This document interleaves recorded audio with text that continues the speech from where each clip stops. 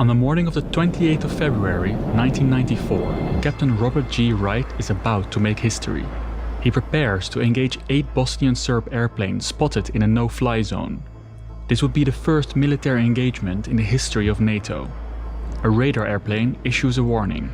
Land or exit the no-fly zone or be engaged. After the second warning, Captain Wright is cleared to attack. He locks on and fires.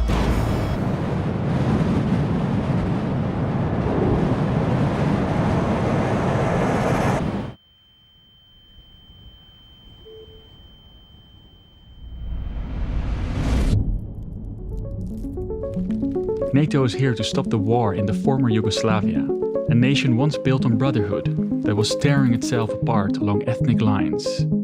How did this happen? Yugoslavia seems special. While multi-ethnic empires were falling apart, Yugoslavia formed a federation of 6 republics. When superpowers divided the world in 2 blocks, Yugoslavia crafted a third. And when the West thought war was something of the past, Yugoslavia started the worst conflict in Europe since World War II. I traveled all across the former Yugoslavia to show you the past, present and future of this region. Nobody wants war. If it happens, well, we must be ready.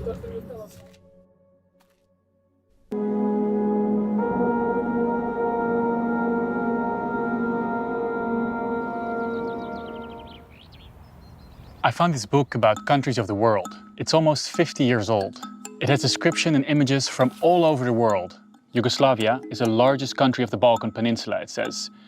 It talks of the Balkan Mountains, elongated islands, a federation consisting of Slovenia, Croatia, Bosnia-Herzegovina, Montenegro, Serbia and Macedonia. This federation has 4 languages, 3 religions and 2 alphabets. It was founded during World War I. For a modern viewer, that might seem weird. Why make a federation like this when everyone else is talking about nationalism? But actually, it's not weird at all. For the most part, this area has been dominated by foreign empires. I'm here at the river Drina.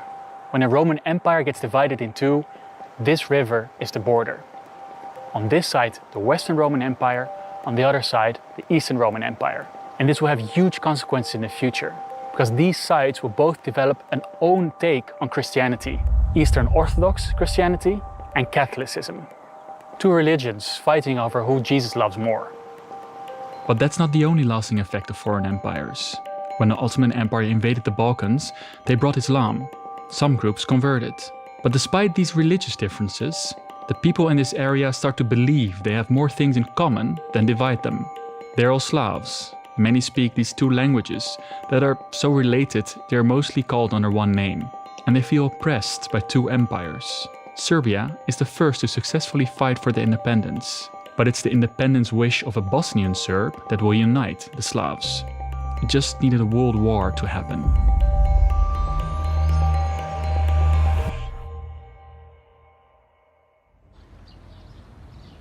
This is Sarajevo. It's been called the Jerusalem of Europe. You can find mosques, Orthodox and Catholic churches, and even a synagogue built by the Ottomans. But Sarajevo is mostly known for something else. I'm standing in the exact spot where Gavrilo Princip, a Bosnian Serb, stood when he attacked Franz Ferdinand, the heir to the Austrian-Hungarian throne, and killed him. I am a Yugoslav nationalist, aiming for the unification of all Yugoslavs, and I do not care what form of state, but it must be free of Austria. In 1918, Gavrilo's dream came true. The kingdom of the Serbs, Croats and Slovenes is born. This makes a lot of sense.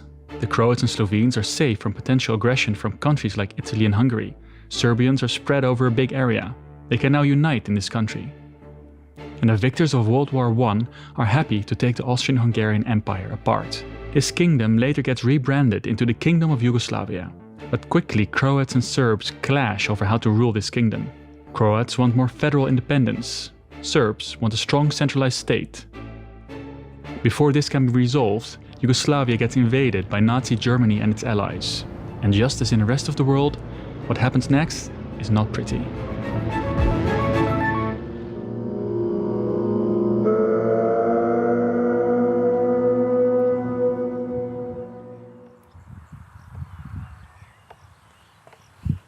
I'm here at Jasenovac. This is the death camp run by the Croatian fascist regime, the Ustaše. It's basically Croatia's Auschwitz. The atrocities committed here are not done on an industrial scale, but with knives, hammers and scythes. It goes so far that the German commander said, "The Croats have gone raging mad." Hitler even intervened. The thing about World War II in Yugoslavia is that it's not an occupation, it's also a civil war. There are three groups. You have the fascist Croat group, the Ustaše, there is a loose federation of Serbian royalist resistance groups called the Chetniks, and there are the communist partisans.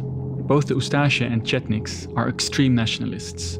Nation-states cleansed of other ethnic groups are all the rage in this time. The Chetniks wanted to unite all Serbians in one state. The Ustaše, Croatia, without Serbs, Jews and Roma.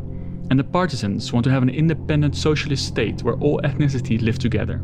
These aims conflict and will lead to a lot of bad behavior.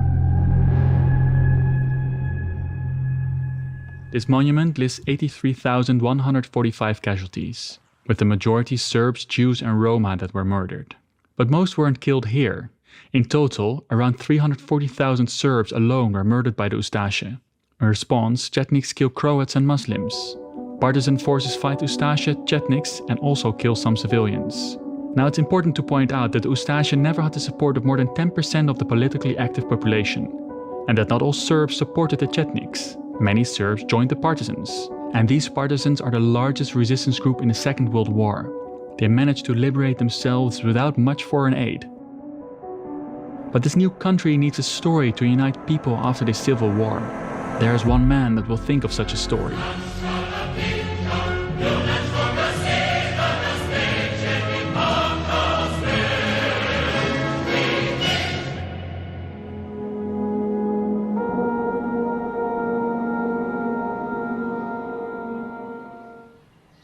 This is Kumrovec, the birthplace of Josip Broz Tito, the leader of the partisans.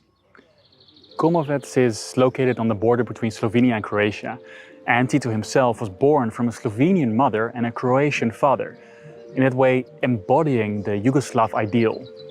He understands that people in Yugoslavia were, quote, so closely related that they could live together, and so intermingled that they had to.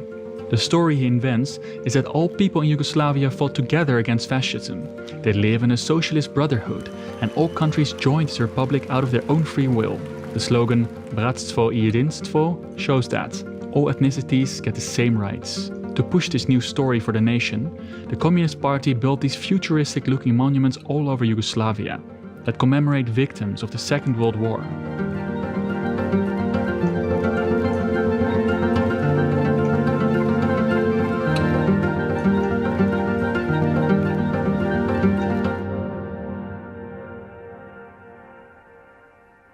Now don't be mistaken, Tito is a dictator, and people that criticize the party go to jail or worse.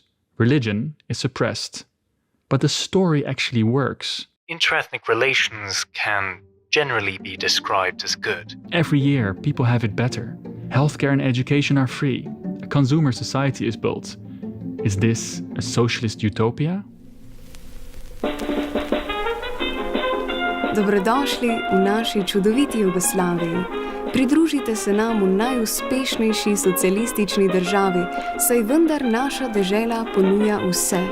Od čudovitih plaž do visokih gora, katoliške cerkve, otomanske mošeje in pravoslavne katedrale. Tu stojimo za bratstvo in enotnost, ter gradimo betonsko utopijo z domovi za vse. Potujemo na vzhod in zahod in se ponašamo s svojimi športnimi ekipami. Tu ne govorimo o tem, kaj so naši starši počeli med vojno, ter proizvajamo lastno Coca-Colo. Naši vrhovni voditelji ima prijatelje povsod po svetu. Upamo, da bo živel večno. Večno.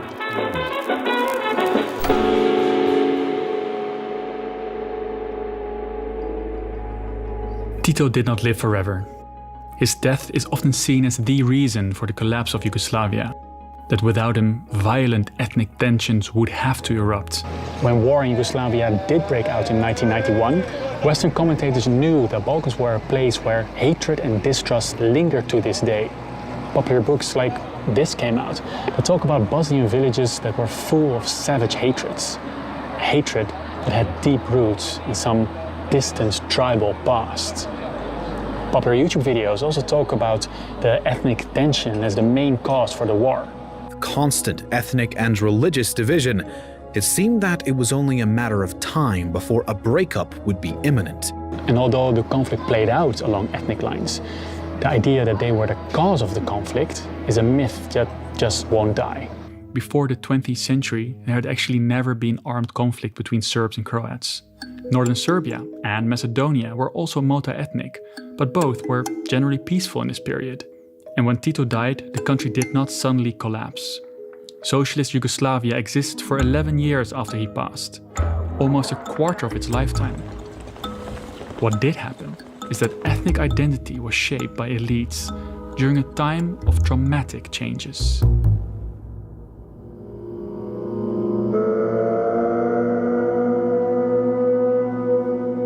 To start, Tito failed in preparing a successor, so the presidency rotates around the different republics.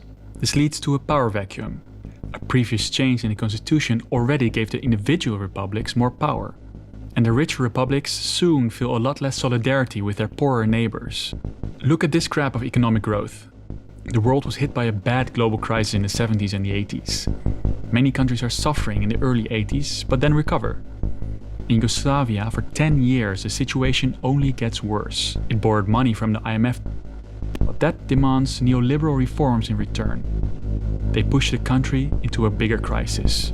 In the 1990s CIA World Factbook, Yugoslavia has unemployment of 50% and inflation of 2,700. So this is a country with mass unemployment and never-ending crisis, where the same bread can be 4 times as expensive in a single month. And then something happens that will have an even bigger impact. To understand what that is, you have to look at this photograph. This is from the 1984 Winter Olympics, organized in Sarajevo.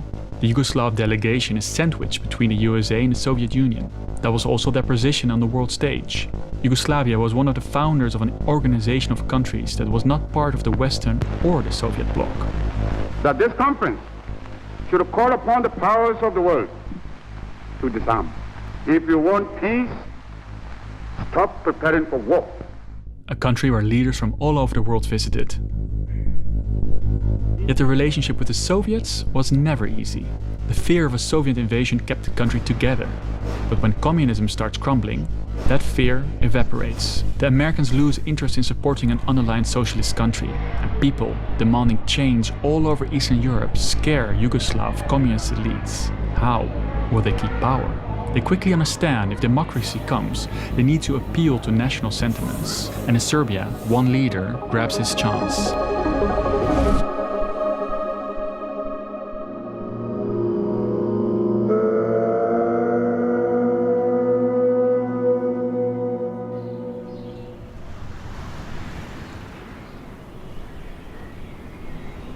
I'm here at Kosovo Polja, means Kosovo field.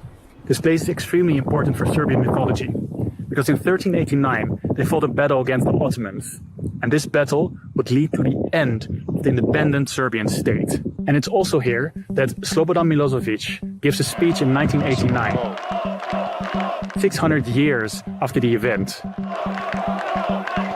6 centuries later now, we are being again engaged in battles and are facing battles. They are not armed battles, although such things cannot be excluded yet. The Serbian conservative elites made a plan to stay in power. What if they changed the conversation? They don't want to talk about the economy, they want to talk ethnic conflict. So they paint Serbs as the age-old victims in Kosovo. On the television, World War II crimes of Croatian Ustaše are being broadcast all the time. Now Milosevic is often shown to be the only reason for the breakup of Yugoslavia and the wars by creating ethnic tension. And he's very important, but just part of the picture. The Slovenians have the strongest economy. They no longer feel like paying for the rest. They give up on the Yugoslav project. The Croats feel the same, and also that they are being dominated by the Serbs. The political elite in Croatia also rediscovered the Second World War and paint all Serbs as Croatian-killing Chetniks. Slovenia, Croatia and Macedonia hold independence referendums that pass, and they set the stage for the breakup of Yugoslavia. As we've seen before, when violence erupted in multi-ethnic communities, it was easily explained as something expected. And if you grew up in the West like me, all Serbs have been painted as blind followers of nationalist propaganda. Actually, Milosevic had a problem. The Serb population didn't want ethnic conflict. Many Serbs were living in multi-ethnic communities in Croatia and Bosnia. These were not multicultural paradises, but they were peaceful. We know this because we have polling data. In 1989, 66% of Croat respondents said relations in their own community were very good or mainly good. The Serbs in Croatia were even more positive. 72.1% said they were very good or mainly good. In the 80s, 29% of Serbs in Croatia were marrying Croats. But when asked about ethnic relations on the level of Yugoslavia, people say it is a lot worse.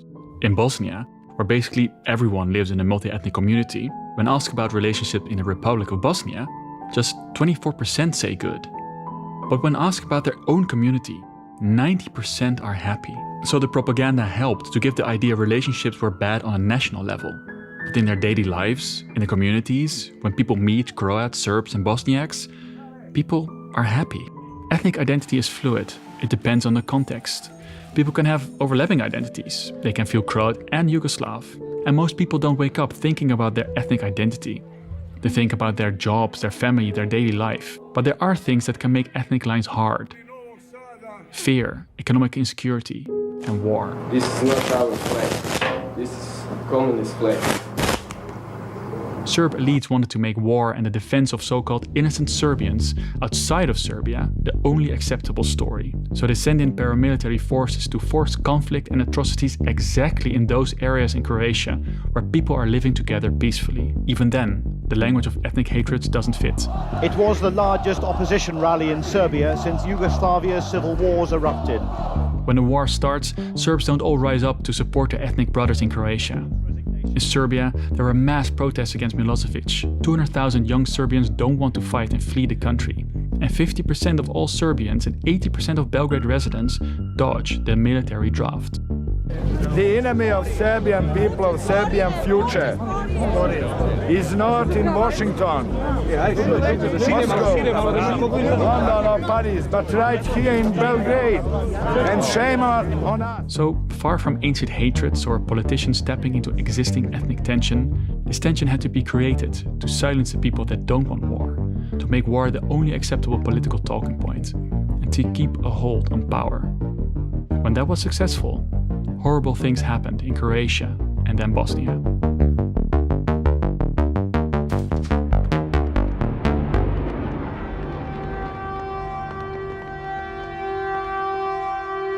These Yugoslav wars in Croatia and Bosnia have been covered countless of times, so I will not give you a day-to-day account.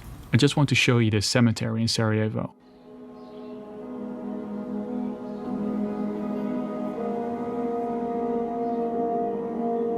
This place is full of people that died too soon.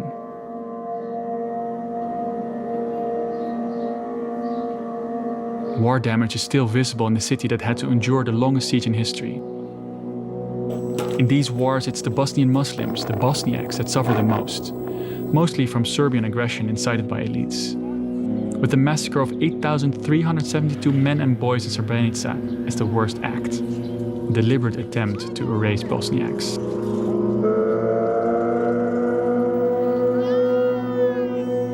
But it's also Croats that work together with the Serbs to divide Bosnia. They engage in ethnic cleansing of Serbs and Bosniaks. And some Bosniak soldiers engage in war crimes. This results in an estimated 100,000 to 200,000 deaths and millions of refugees. In 1995, after the NATO War of Intervention ends with the Dayton Accords, Bosnia was divided in two. A place where people once lived together peacefully, now divided along ethnic lines. Serbia and Montenegro continue Yugoslavia in a new union. But war in the region was not over. If you go to Kosovo, you'll notice something you don't see often these days. Streets named after American generals, monuments to former secretaries of state, and even a full-on statue for American President Bill Clinton. Why do they love America so much? This all has to do with what happens in 1999. Where ethnic tensions were low in most of Yugoslavia, Kosovo was different. The tension was between minority Serbs and majority Albanians. Serbia saw Kosovo as its province, but Kosovar Albanians tried to gain an independent status since the 80s. This was mostly low-level insurgencies and peaceful protests. Under Milosevic, they are suppressed. Still, their leaders support non-violent protests. But when they noticed they were not part of the 1995 peace treaty, Kosovar Albanians were done with peaceful protests. They start an armed struggle for independence. They target the Serbian minority living in Kosovo, attacking religious heritage and Serb security forces. And Milosevic, with his popularity falling again, answers with great force. What exactly did they killed 8 of my cousins. Men's boys. 2 of them they were age of 16 years old. I've seen cut head, the eyes taken out, eyes, and I have not managed to continue anymore to look on them. Serb paramilitaries assaulted an estimated 10 to 20,000 women. And with the atrocities in Bosnia on their mind, NATO once again steps in. My fellow Americans, today our armed forces joined our NATO allies in airstrikes against Serbian forces responsible for the brutality in Kosovo. NATO expects this to be easy, but Milosevic doesn't fold quickly. So in a controversial move, they start hitting the infrastructure of the country, destroying almost half of Serbia's industrial output. This war was stopped as well, with Kosovo basically becoming a protectorate of the UN. They're removing the traces of what they see as the Serb occupation of Albanian land. And tens of thousands of Serbs in Kosovo fleeing their homes. An hour ago they were farming as they have for generations. Now they were setting out to become a refugee statistic. Yugoslavia finally ended when Montenegro voted to leave the Union in 2006.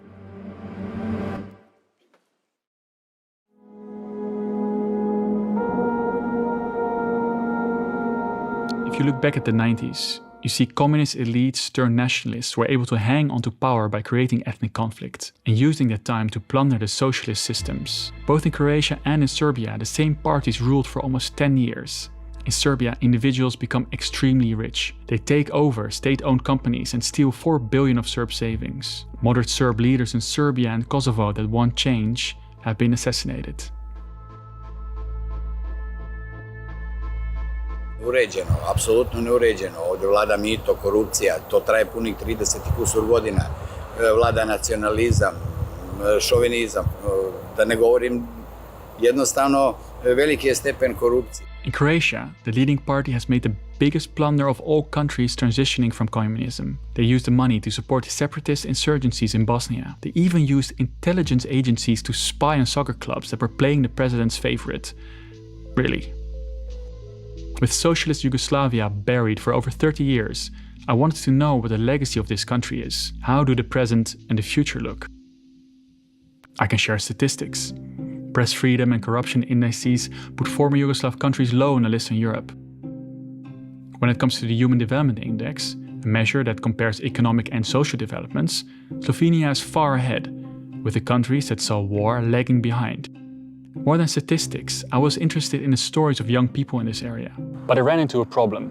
Almost everywhere people wanted to talk to me, just not on camera. In the Serbian part of Bosnia, I talked for an hour with a Serb my age who had only positive experiences working with Croats, working with Bosniaks, and he was sick of the corruption.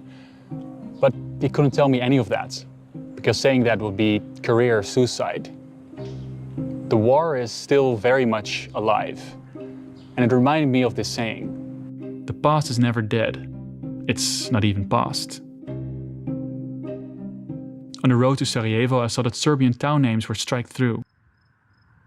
And although this Bosnian youth I spoke to was positive about living with Serbs, if some guy did something in the past, it doesn't mean that all people are bad. He surprised me with the following. Nobody wants war, but if it happens, well, we must be ready. That's quite an ominous statement. After my uncomfortable laugh, he explained the Bosnians were surprised and most affected by the war. So that's why I think there should be a little bit of change, like in the readiness, but nothing too serious, to be honest. I put this to the bravado of the youth, but all the other people I spoke to in Bosnia told me war is a daily topic. Both the politicians will continue to repeat these things, continue to bring up the war, continue to bring up ethnic national tensions. It's the way they attract attention. It's the way they attract the sort of basal emotions of people. The massacre in Srebrenica is especially sensitive. The leader of Bosnian Serbs banned schools from teaching about atrocities from the war. And when the UN voted to make Srebrenica an International Memorial Day, he threatened with separation.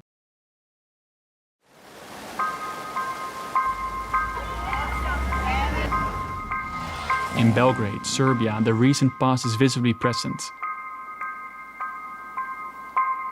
You can find many memories of the bombing and disagreement with Kosovo's move to declare independence in 2008.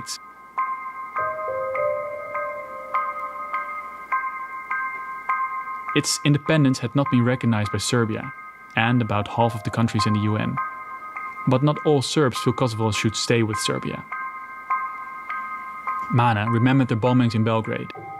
Even more protect ourselves from any explosion or debris, we basically shift the furniture so that our clothes cabinet is in between us and the window. So if the windows explode, at least we have something in between us. And when it comes to Kosovo, I personally believe, and I think a lot of Serbians, at least my age, believe that Albanians in Kosovo deserve the right to self-govern, whether that's full independent or to some sort of a high degree of autonomy. Okay, like Kosovo is such an important part of Serbia, then why was never anything invested in Kosovo when it was part of Serbia? Kosovo is not part of our country anymore. But then again, if you give them the right to govern themselves, the same should apply to the Serbians living in Kosovo. Speaking to locals in Kosovo, the memories of the wars were still fresh.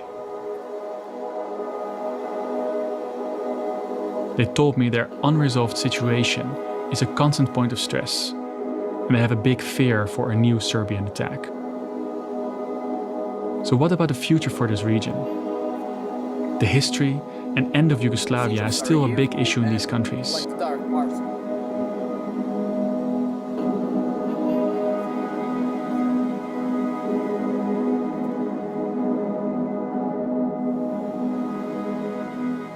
But in some way, much older trends are at play. I'm here in Ljubljana, the capital of Slovenia, the Switzerland of the Balkans. It's clean, it's beautiful, and a tiny bit boring. But don't tell the Slovenians I said that. They don't like to be called Balkan. And although you can get a typical Balkan burek, I'm at the Kompios burek.